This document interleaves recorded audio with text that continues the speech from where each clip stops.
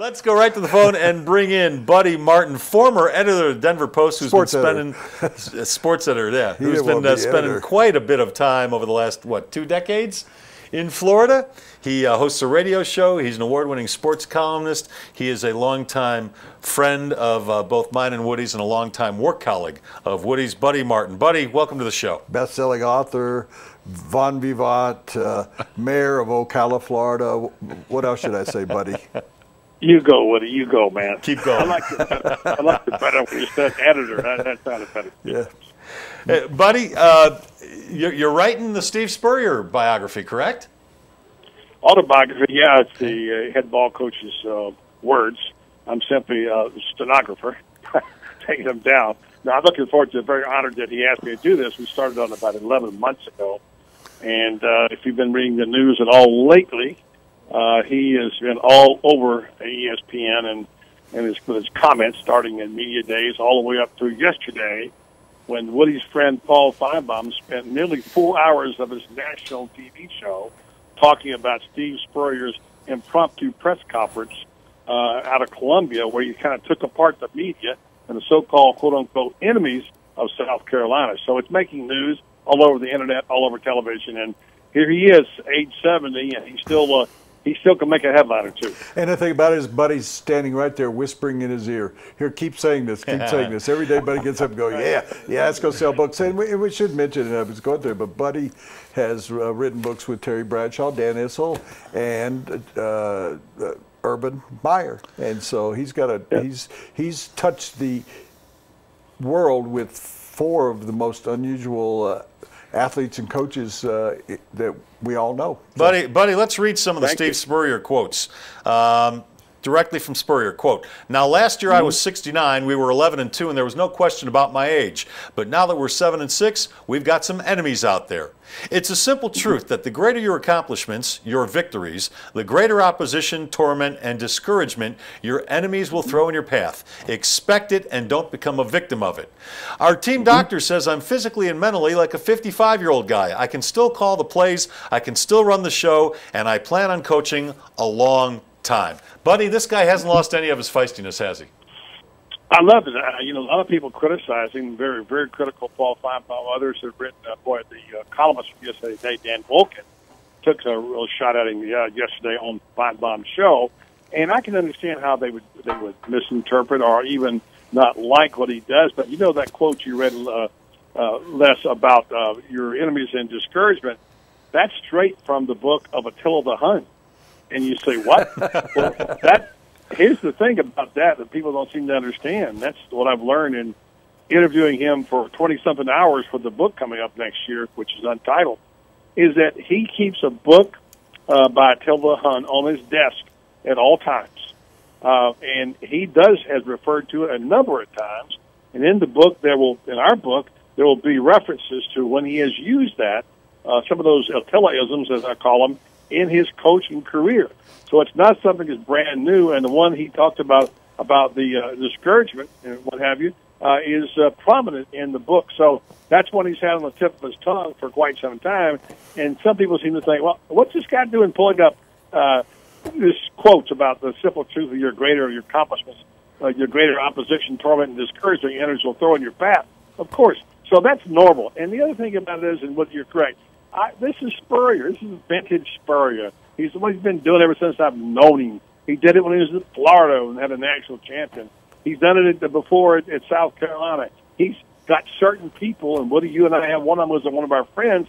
He totally just doesn't want anything to do with, has called him out, and basically said, if he's in the room, I won't talk. Now, that's hard for media guys and writers, but when he thinks he's right and somebody writes something about him as untrue, he will go to the mat. So, yeah, he came out. He was vintage Spurrier on Wednesday, and I did love it. I just loved it because I love watching him go off on things like that. That's what makes him the head ball coach, not the old ball coach now. We can't call him that anymore. My column, by the way, says, I wrote, is Old Sports Writer Defends the Old Ball Coach by Buddy Martin, Old Sports Writer. Son of a preacher man. I must tell a quick story, Buddy's heard it before. He was, people don't remember, and you weren't here, Les, he was in line to be the Denver Broncos starting quarterback. And I had known Steve since we visited in high school. We were both at the same kind of convention in high school. And we kind of gravitated toward each other in training camp in 1977. It was Norris Weiss. It was Craig Morton. There was another Craig Penrose, and there was Steve Spurrier. And they each were going to start a game, buddy, and this is before your time here.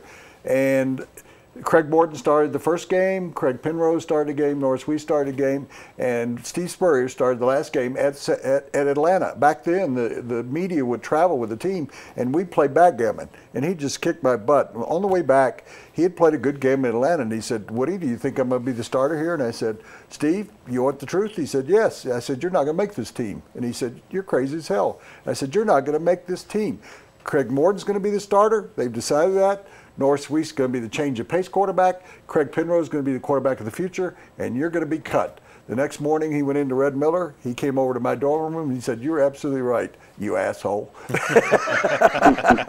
And that basically was when he made the decision to start working on coaching, but he had a year or so left in him in Tampa Bay, if I remember correctly. People forget he was a Heisman Trophy winner, buddy, right? Yeah, and the rest of that story, by the way, Woody and Les, is this, because it's the lead chapter, is he drove back from Denver to Gainesville, and he didn't know that during that time, because there were no cell phones, and that's believe it or not back in those days, he got his, Don Shula called his friend in Florida and said, "I want Steve to come to Miami when he gets back." So he drove home, he got home, turned around, went to Miami. They had Strock and Greasy there as a 1 and 2, and they thought they might have one of them might be injured, and they let him play in one game at one time, and they cut him. And he got in his car with his entire family and his dog and drove back to Gainesville without having any idea what he was going to do. He had no clue as to what Plan B was, and he went out to started watching Florida football games and said, "Maybe I could do this thing coaching." That's how he became a coach. Amazing. Turned out to be great. I think, and you know, you failed to mention that he made a gigantic move from college football to Washington and got a lot of money, but it just didn't quite work out well. And the best thing he did was to go back to colleges. Absolutely, and he at the time was the highest paid coach in all of football at $25 million on a 5-year contract. And he became clear after 2 years, after 1 year, that Daniel Snyder was not only the owner, but the general manager and personnel director. Spurrier couldn't even pick his own players, and he knew his hands were tied. He suffered through that first year. I believe there were something like, I don't know, they won 6 games, 7 games the first year. And then the second year, he just sort of mailed it in and went in and marched in and resigned and gave back all the money but a small stipend. He gave back more money to Snyder, who would have had to fulfill the contract, than most coaches make in a lifetime.